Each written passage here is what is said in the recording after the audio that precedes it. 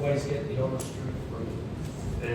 اكو في شيء تعلمته خلال السنين الماضيه انه هو انا اكون مع الاعلام اتكلم معهم بصوره شفافه.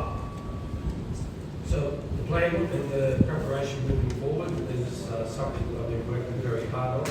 الخطه الجايه تحضيرات المباريات القادمه هذا الشيء يعني صار لي دا اشتغل عليه في الفتره اللي سابقت عملنا عليه بجهد كبير. It's not just about obviously the players, but it's also off the field, preparation with the staff. التحضير اللي صار قد يكون كان غالبا خارج الميدان اكثر مما هو داخل الميدان خصوصا بالتواصل مع اللاعبين.